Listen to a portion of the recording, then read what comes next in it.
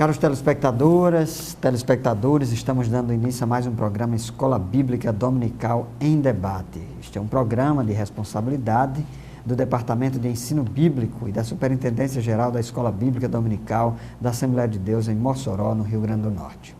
Nós estamos estudando, neste trimestre, o livro bíblico de Gênesis, o começo de todas as coisas. Já tivemos aí uma série de lições e hoje nós vamos estudar a lição de número 7, cujo título da lição é A Família que Sobreviveu ao Dilúvio. O texto áureo se encontra na Epístola aos Hebreus, no capítulo 11, versículo 7, diz assim o texto bíblico: Pela fé, Noé, divinamente avisado das coisas que ainda não se viam, temeu e, para a salvação da sua família, preparou a arca. A verdade prática: apesar da corrupção generalizada do mundo atual, é possível manter nossa família nos padrões da palavra de Deus. Muito bem, o nosso programa está apenas começando. Nós vamos para um breve intervalo, continue conosco, eu e o pastor Fábio já estamos aqui a postos e vamos dar início ao debate.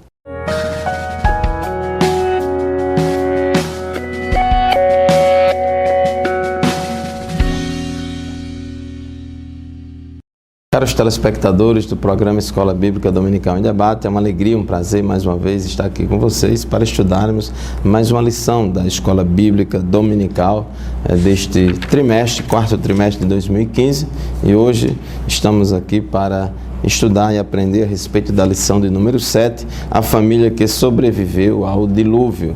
Este assunto é uma continuação da lição anterior que estudamos sobre o impiedoso mundo de Lameque. Diz o texto sagrado no livro de Gênesis, nos capítulos 4, 5 e 6, que os descendentes de Caim começaram a se multiplicar na terra e era uma geração que não buscava Deus, que estava mergulhada na violência e na depravação sexual, tendo como representante aí o Lameque, que era descendente de Caim, que era bígamo e muito violento. E estudamos isso na lição passada. Vimos também na lição anterior que também começou a surgir uma linhagem piedosa, que era a linhagem de Sete. Sete foi também filho de Adão e Eva, o terceiro filho de Adão e Eva, e Sete também gerou filhos, teve a sua descendência, e a Bíblia diz que a partir da descendência de Sete foi que se começou a invocar o nome do Senhor. Então, em Gênesis, capítulo 4, versículo 26, diz que a Sete nasceu-lhes também um filho.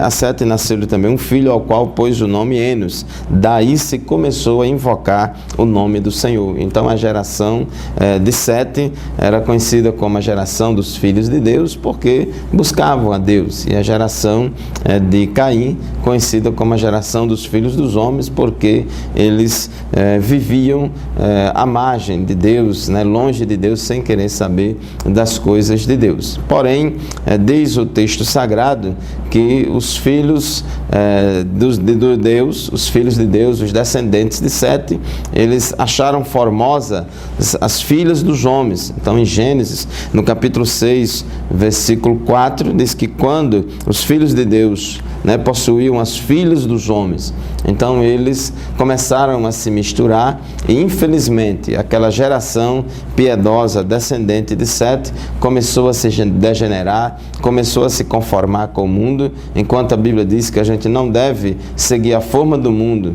mas ser diferente do mundo. Infelizmente, a geração de Sete começou a se misturar com a geração de Caim, e aí começou também a entrar no mundo de pecado, e chegou a um ponto do pecado ter se alastrado tanto na face da terra, naquela geração antes do dilúvio, que Deus resolveu punir, Deus resolveu trazer castigo sobre toda a humanidade de então, mas em meio ao juízo divino sobre os pecadores da época, que estava muito generalizado, também se manifestou a misericórdia de Deus, Deus sobre Noé e a sua família, porque naquele mundo em que estava todo mundo longe de Deus, caído, desobediente a Deus, rebelde a Deus, mergulhado na devassidão e na violência, teve um homem e com a sua família que resolveu ser diferente do mundo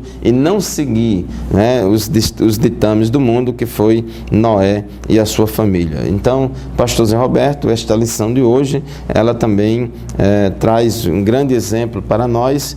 O mundo atual também não é muito diferente, vivendo no pecado, longe de Deus, e nós temos que seguir esse exemplo de Noé e a família dele, que decidiu ser diferente do mundo e não seguir o curso deste mundo. É bem verdade, pastor Fábio. Ponto 1 da nossa lição trata sobre o anúncio do dilúvio. Então, de fato, Deus decide destruir a terra e o Senhor acha graça em Noé. Essa expressão é muito comum no texto bíblico, principalmente no Antigo Testamento, quando se refere ao fato de que Deus viu graça em alguém. Essa expressão de ver graça dá o sentido de que Deus vê naquela pessoa uma justiça, não uma justiça meritória, mas uma justiça graciosa de Deus, ao fato de ele perceber naquela pessoa alguém que poderia ser instrumento de bênção, ser instrumento de vida para uma comunidade. E no caso específico de Noé, a gente também constata que ele era um homem íntegro. Nós queremos deixar aqui bem claro que nós não estamos dizendo aqui que Noé era um homem perfeito, que era sem pecado, porque apenas o nosso Senhor e Salvador Jesus Cristo é sem pecado, segundo o próprio testemunho dos apóstolos, do apóstolo Pedro, por exemplo, em uma das suas epístolas. Mas nós sabemos que Noé era um homem irrepreensível, era um homem que diante de Deus dava bom testemunho, era um homem que era diante da sociedade, de uma sociedade tão corrompida como era aquela dos tempos de Lameque, conforme já estudamos aqui em lição anterior, mas Noé se destacava pela sua reputação, pelo seu caráter, pelo seu testemunho. E Deus viu graça naquele homem e decidiu chamá-lo para que ele construísse uma embarcação, uma arca, e uma grande arca, para que ele colocasse ali alguns animais e colocasse também a sua família. Evidentemente, ele era um pregoeiro, um pregador. Ele haveria de pregar uma mensagem e conclamar aquela população, aquele povo ao arrependimento. Mas nós vamos ver aqui nessa lição que o povo não deu ouvidos a Noé.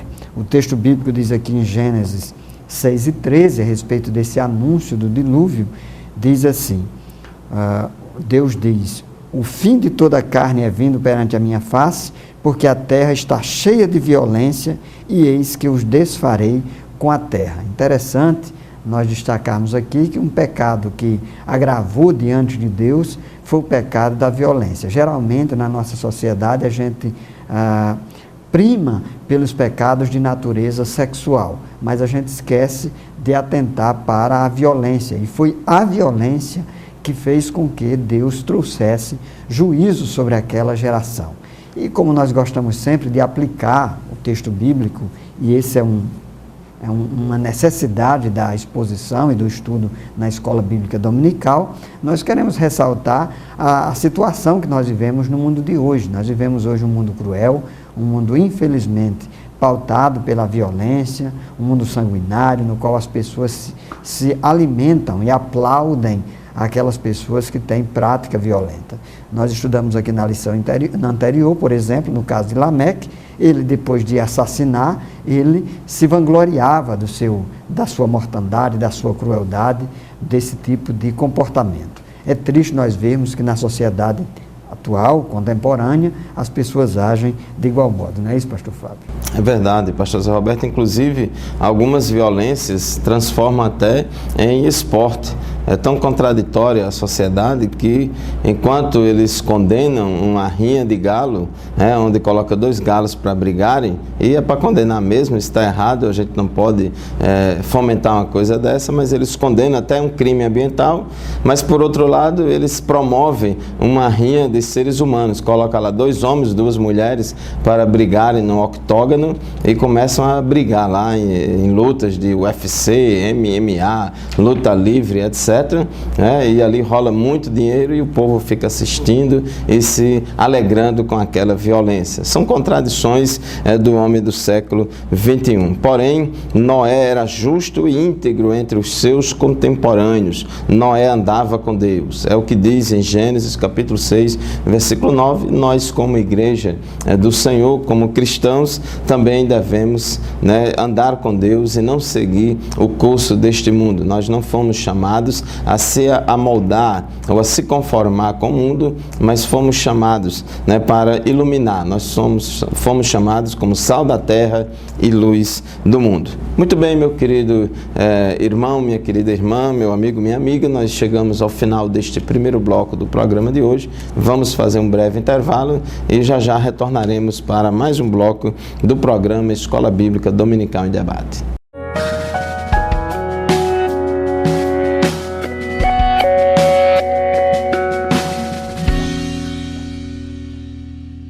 Amados telespectadores do programa Escola Bíblica Dominical em Debate, estamos de volta para continuar o nosso estudo, tópico 1.2 da nossa lição, um juízo que parecia improvável. Naquela época não havia ainda chuva na terra, toda a natureza naquela época era diferente da época do mundo pós-diluviano, então não havia chuva e Deus, quando chamou Noé e disse que ia punir aquela geração, executar juízo por meio de águas, de chuva, por meio do dilúvio, eles não acreditaram. Noé passou 120 anos pregando, ele é chamado de pregoeiro da justiça, e pregou para aquela geração, falando do pecado deles e que Deus ia trazer juízo, e falando da necessidade de uma conversão a Deus, mas infelizmente aquele povo, aquela geração desprezou totalmente a voz de Deus, desprezou totalmente a palavra de Deus, porque era uma geração antropocêntrica,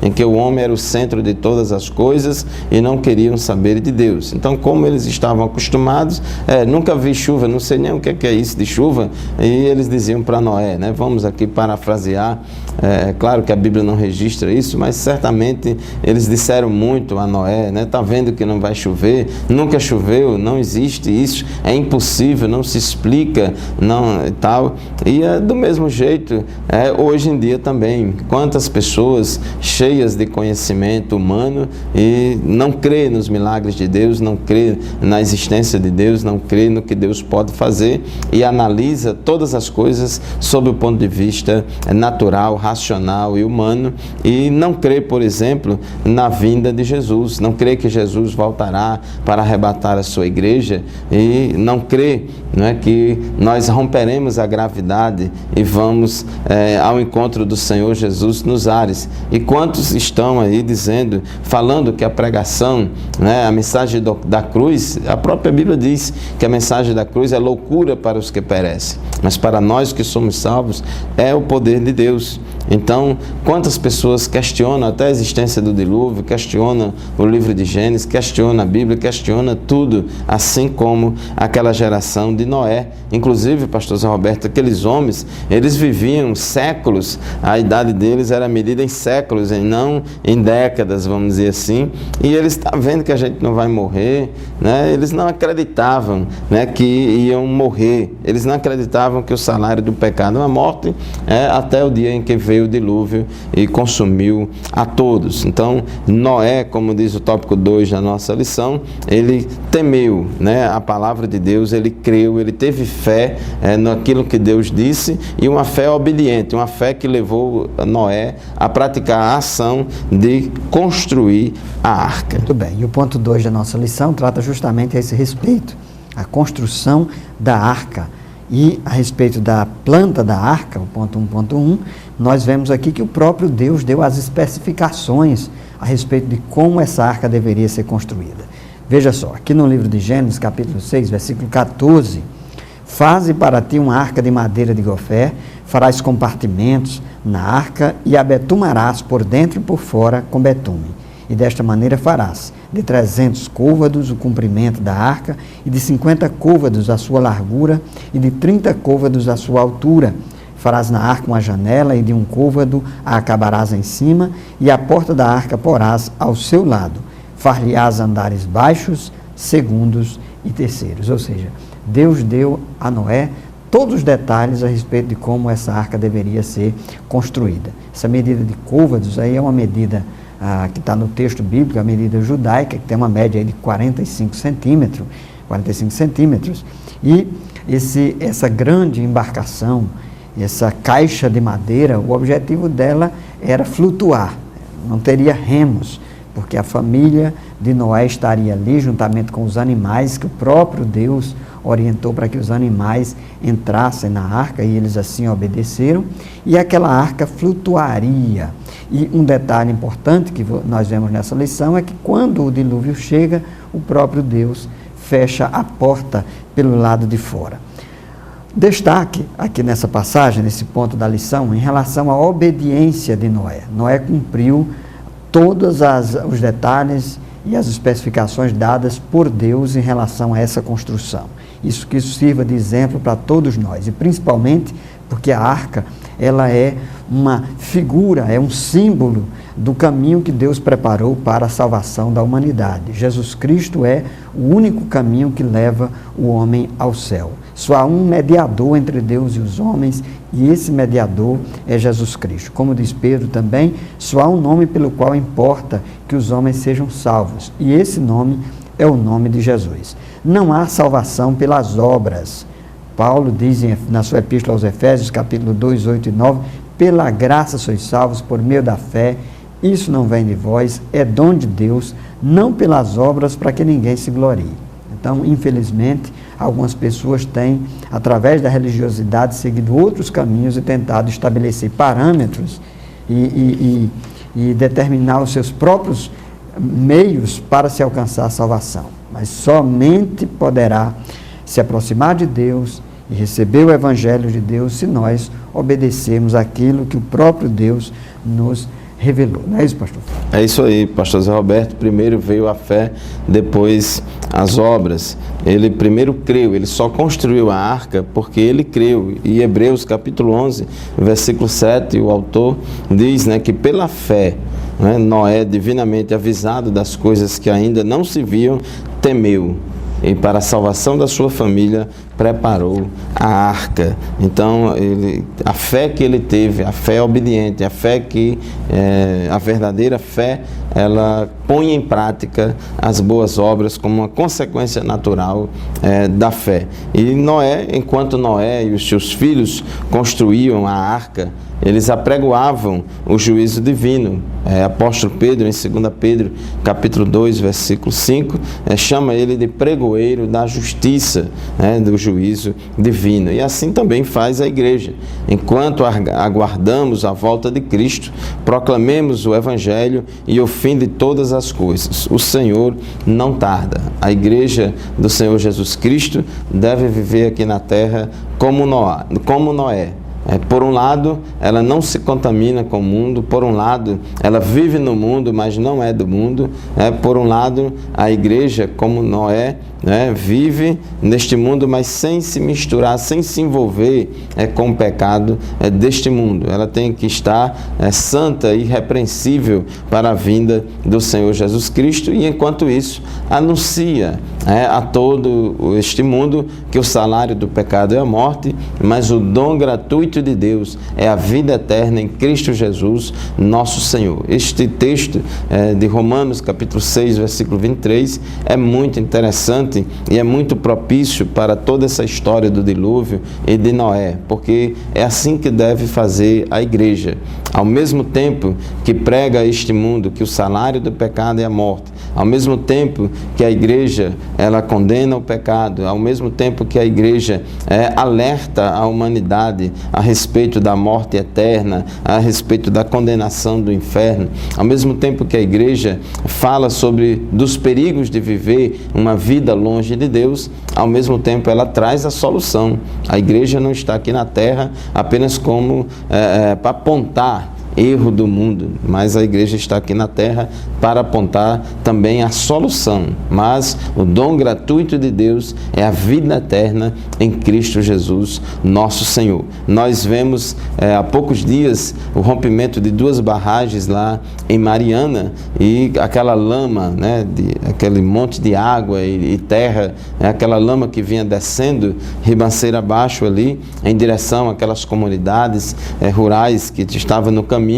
Enquanto isso, enquanto aquela lama, aquele mar de lama ameaçava dizimar todas aquelas vidas, teve uma mulher que pegou uma moto e saiu dirigindo a sua moto ao longo daquele percurso e avisando a todo mundo, avisando a toda aquela comunidade. A barragem estourou, alertando a toda a comunidade sobre um perigo iminente, e muitas pessoas acreditaram na mensagem daquela mulher e correram para as partes altas, fugiram de suas casas, fugiram das partes baixas e correram para as partes altas e foram salvas daquele mar de lama que estava em eminência para sucumbir e soterrar a todos. Então, assim como aquela mulher proclamou uma saída, uma salvação ali daquele desastre iminente, também a igreja do Senhor está aqui na terra para proclamar a todos, que o juízo de Deus virá sobre este mundo, sobre a terra,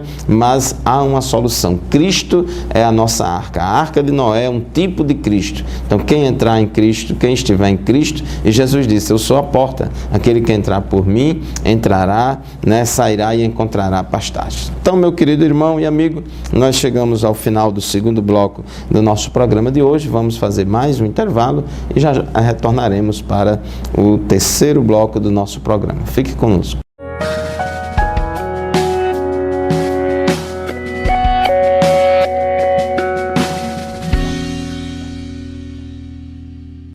Muito bem, estamos de volta ao programa Escola Bíblica Dominical em Debate. Estamos estudando hoje a respeito de Noé e mais especificamente a respeito da família que sobreviveu ao dilúvio. Já tratamos aqui nos blocos anteriores a respeito do anúncio do dilúvio, primeiro ponto da lição, e a construção da arca.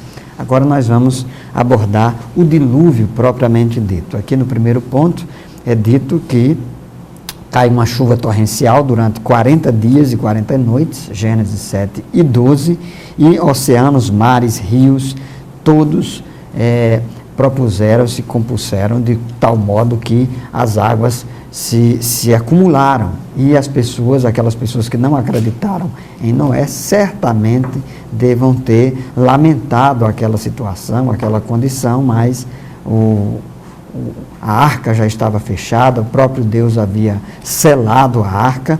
Isso também é uma demonstração de que Deus é soberano e que Deus determina os seus caminhos e os seus meios, e que o homem deve se submeter à vontade de Deus e à soberania de Deus. Mas interessante que Noé estava seguro, junto com ele, a esposa, os 3 filhos e as respectivas esposas desses filhos, e essas 8 pessoas entraram naquela arca e foram salvas. Há quem diga, Noé não foi um grande pregador, porque se ele tivesse sido um grande pregador, as pessoas teriam acreditado e teriam entrado na arca.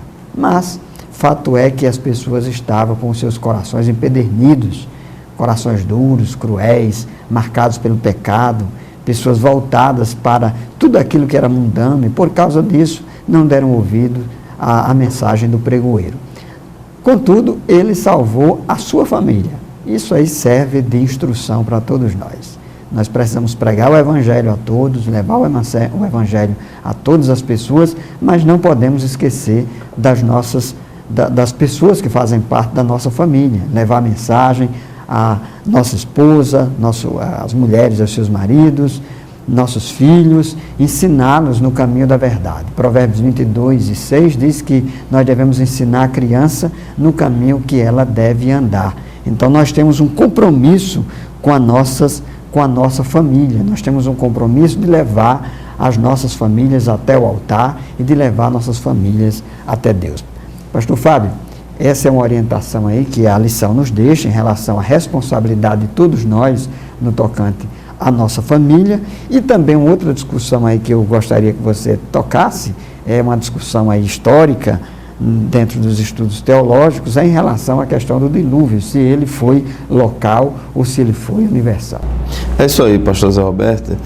Eu gostaria de voltar um pouco àquele tema que você falou sobre a questão de Noé, se foi um grande pregador ou não foi. Há uma discussão aí, e isso serve para a nossa reflexão, porque a gente vive em um mundo muito competitivo, em que o pragmatismo exige muitos resultados e resultados rápidos de todo mundo, e às vezes tem um irmão, uma irmã fazendo um trabalho na igreja, no departamento, ou até um pastor em determinada cidade ou comunidade, um missionário em determinado lugar pregando, e às vezes a pessoa diz: mas pai, você já fez 10 cultos lá, ninguém levantou a mão ainda, você já está há 1 ano lá e ninguém se converteu, então o problema está em você, porque lá não sei aonde alguém já está lá há 1 mês e lá está bombando, está estourando, são muitas almas, a igreja está cheia. E às vezes a gente quer avaliar a qualidade do obreiro, se tem chamado ou não tem, se ele está ou não fazendo a vontade de Deus, por meio de resultados, como se fosse uma coisa automática. A pregação do Evangelho, ela é persuasiva, o objetivo mesmo é convencer o pecador a abandonar o mundo e se entregar a Cristo, aceitar Jesus, mas o homem tem um livre-arbítrio. A gente vê, por exemplo, no Antigo Testamento, tem o caso de Noé, que pregou e o pessoal não deu ouvido à pregação dele, só a família dele que deu ouvido à pregação dele, graças a Deus por isso, e nem por isso Noé é desqualificado. Ele é lembrado como um pregoeiro da justiça. Inclusive, pastor Fábio, o Billy Graham, certa vez questionaram se Noé teria tido êxito como pregador, e ele disse: ele teve êxito sim, ele salvou a família dele. É verdade. E quantos pregadores aí estão ganhando multidões para Cristo? Estão perdendo suas famílias. Familiares, né? E a gente vê também, por exemplo, enquanto Jonas, até mesmo sem querer, foi à força pregar lá em Nínive, e todo mundo se converteu com a pregação dele, mesmo sem ele querer que ele se convertesse. Pregar mal-humorado. Mal-humorado. Torcendo para as pessoas não acreditarem. É verdade. E mesmo assim o pessoal creu. E já Jeremias, coitado, sofreu muito. Jeremias chorou, se lamentou, olha, fez de tudo para que o povo de Judá cresce, né, no Senhor, voltasse para Deus, deixasse a idolatria, mas o povo não se arrependeu. E Jeremias, será que não foi um profeta de sucesso? Será que Jeremias não foi um homem de Deus? Será que ele não fez a vontade de Deus? Fez. O povo não decidiu aceitar a Cristo, de ruim mesmo que o povo era. O homem tem um livre-arbítrio, meu querido irmão, minha querida irmã, a gente precisa entender isso. Não podemos, em nome do pragmatismo, essas conversões fast food, que você já prega aqui 2 minutos e já quer obrigar o povo a levantar a mão e dizer que é crente. Então nós temos que entender que existem os tempos, as horas, tem povo que é mais duro, tem povo que é menos duro, tem a época de safra, tem a época de entre safra, e a coisa é muito dinâmica. Nós devemos avaliar o nosso, vamos dizer, desempenho ministerial de acordo com a palavra. Os resultados são consequências e há resultados e resultados. Bom, com relação ao tópico 3.2 da nossa lição, o pastor Zé Roberto já fez a pergunta aqui, e é o que diz o nosso tópico aqui: o dilúvio foi local ou universal? Muitas pessoas, né, se perguntam até hoje. Há aqueles que acreditam que o dilúvio foi apenas local, porque o objetivo de Deus era destruir somente a humanidade, e a humanidade na época antes do dilúvio estava circunscrita ali a região da Mesopotâmia, então não tinha para que Deus mandar água na América, na Oceania, na Ásia e não sei o que, bastava só ali onde tinha um homem, e alguns dizem que a água cobriu só o local onde tinha os seres humanos, naquela região ali da Mesopotâmia, do Crescente Fértil, etc. Outros dizem não foi não foi universal porque não cabia todos os animais terrestres do mundo, não caberia dentro da arca, embora ela tivesse 137 metros de comprimento, 23 de largura e 14 de altura. Não caberia todos os animais. Então, há uma tentativa sempre do homem de crer ou não crer no relato bíblico apenas com base em argumentos racionais. A gente precisa entender,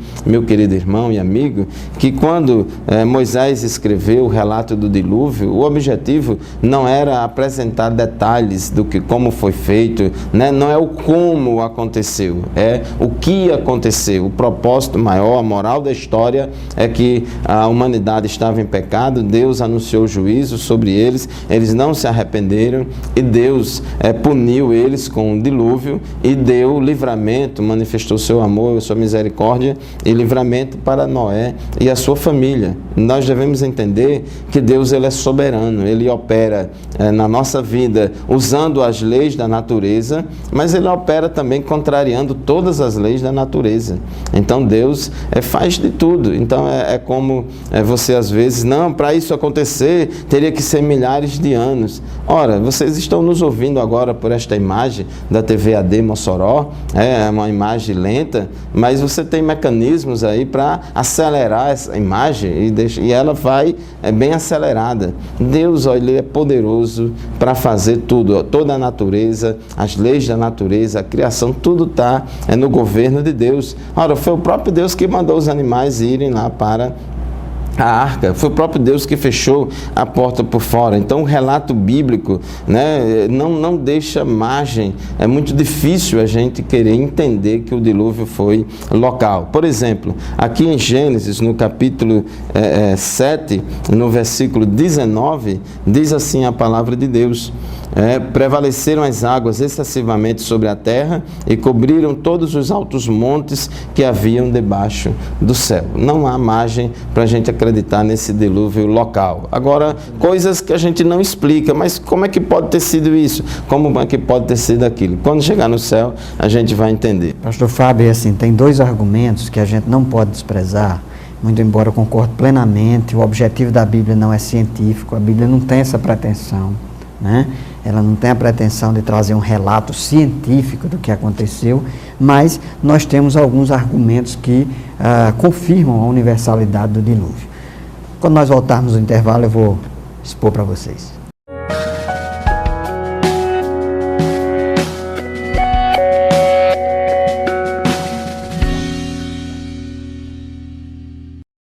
Muito bem, estamos de volta. Programa Escola Bíblica Dominical em Debate. Nós estávamos tratando, eu e o pastor Fábio aqui, no final do bloco anterior, a respeito do dilúvio, se esse teria sido universal ou se teria sido local. De fato, concordo plenamente aqui com a fala do pastor Fábio, a Bíblia não tem essa pretensão científica, o relato ela não tem o interesse de mostrar o como, mas o para quê, qual o propósito, né, dessa narrativa, mas nós queremos apontar aqui dois argumentos que costumam ser utilizados para confirmar a universalidade do dilúvio. A primeira delas é que em várias culturas existem relatos com algumas poucas diferenças a respeito de um dilúvio. Então, em todas as culturas, as pessoas acreditam e defendem a existência desse dilúvio. Então, é uma comprovação, uma suspeita de que se tem que ele teria sido universal, já que em vários lugares se fala a respeito dele.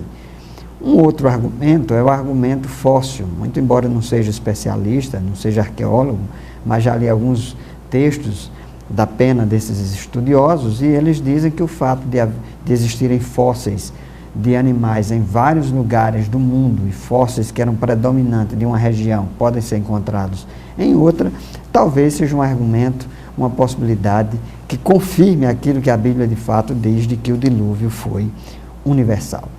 Muito bem, mas diferentemente ou independentemente dessa questão, o mais importante é a gente saber, que é o quarto ponto da lição, que esse foi um juízo de Deus.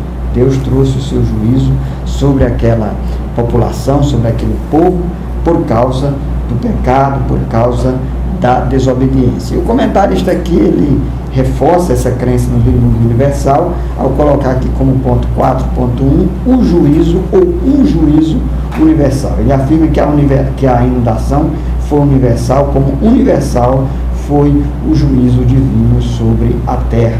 Gênesis 7:21 diz que expirou toda a carne que se movia sobre a terra, tanto de ave como de gado e de feras, e de todo réptil que rasteja sobre a terra, e de todo homem.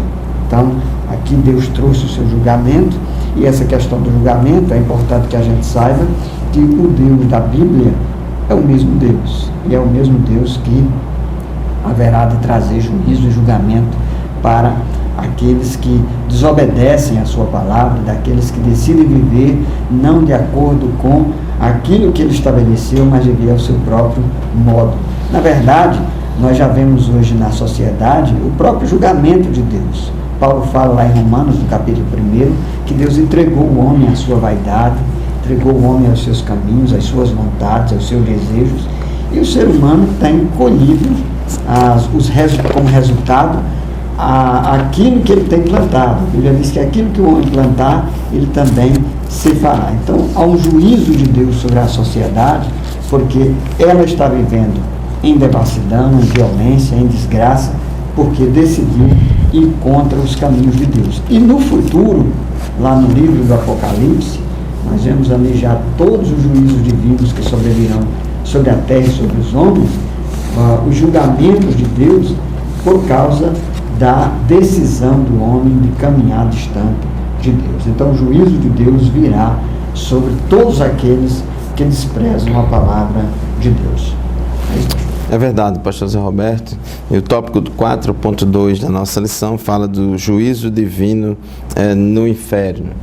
Aquela geração de Noé teve tempo para ouvir, a palavra de Deus e entrar na arca e ser salvo, mas infelizmente eles não deram ouvidos à pregação de Noé.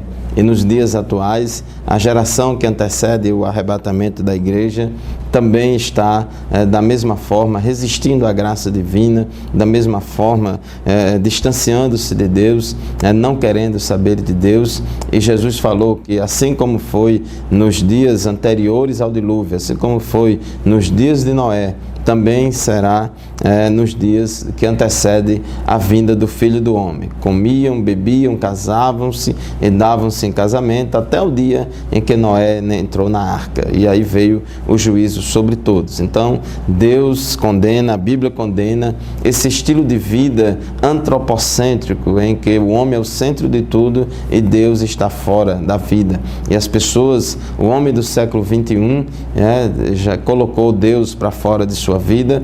Deus está escanteado, as pessoas não querem saber de Deus e muitos só querem saber de Deus na hora de um aperreio, na hora de um problema, de uma dificuldade grande, de uma doença grave, que clamam por Deus e que pensam em Deus, e outros até nem nesses momentos pensam em Deus. Então o homem está cultivando essa vida longe de Deus e está colhendo os frutos amargos, e vemos nos dias atuais cada vez maior a violência, cada vez maior a depravação sexual, cada vez maior a incredulidade, o indiferentismo e tantos outros pecados que assolam a humanidade. A lei da semeadura e da colheita faz com que os homens colham os frutos amargos da sua desobediência, da sua apostasia. E o Senhor Jesus, no interlúdio entre a sua morte e ressurreição, diz a palavra de Deus que ele esteve no Hades, onde proclamou a eficácia da justiça divina aos antediluvianos. Diz a palavra de Deus em 1 Pedro, capítulo 3, versículos 18 a 20, as seguintes palavras: pois também Cristo morreu uma única vez pelos pecados, o justo pelos injustos, para conduzir-nos a Deus, morto sim na carne, mas vivificado no Espírito, no qual também foi e pregou aos espíritos em prisão, os quais noutro tempo foram desobedientes quando a longanimidade de Deus aguardava nos dias de Noé, enquanto se preparava a arca, na qual poucos, a saber, 8 pessoas, foram salvos através da água. Então, meus queridos irmãos e amigos, assim como aquela arca, né, que foi preparada por Deus através de Noé, foi Deus quem deu a Noé a ideia da arca, foi Deus que anunciou, foi Deus que ordenou a Noé que construísse aquela arca. Também, nos dias que antecedem ao final dos tempos, nos dias que antecedem ao arrebatamento da igreja e à segunda volta de Jesus, a segunda vinda de Jesus, também Deus preparou uma arca para a sua salvação e salvação da sua família, e esta arca é Cristo, esta arca é Jesus, e Jesus disse: vinde a mim, todos vós que estáis cansados e oprimidos, e eu vos aliviarei. Ele disse: eu sou a porta, aquele que entrar por mim, entrará e sairá, e encontrará pastagem. Então, meu querido irmão, meu querido amigo, o juízo de Deus é iminente sobre esta humanidade caída, sobre esta humanidade pecadora, que decidiu viver longe de Deus, que decidiu rejeitar a graça divina, mas ainda há esperança para você. Enquanto o salário do pecado é a morte, queremos dizer que a Bíblia também diz que o dom gratuito de Deus é a vida eterna em Cristo Jesus, nosso Senhor. Muito bem, então há possibilidade de arrependimento, de perdão, de mudança, por isso entre na arca. A arca é Cristo. Essa é a nossa conclusão. Queremos convidar todos vocês para continuar o debate lá na Escola Bíblica Dominical, na sua igreja, na sua congregação, todos os domingos, 9 horas da manhã, nós temos um debate produtivo e abençoado com base na palavra de Deus, na Bíblia Sagrada. Você é sempre o nosso convidado especial. Não vá você sozinho, leve também toda a sua família, como fez Noé. Queremos deixar aqui a nossa saudação em Cristo e até o próximo programa, se Ele mesmo nos permitir. A paz do Senhor. A paz do Senhor e até o próximo programa, se Deus quiser, e nos encontraremos domingo na Escola Bíblica Dominical, na congregação.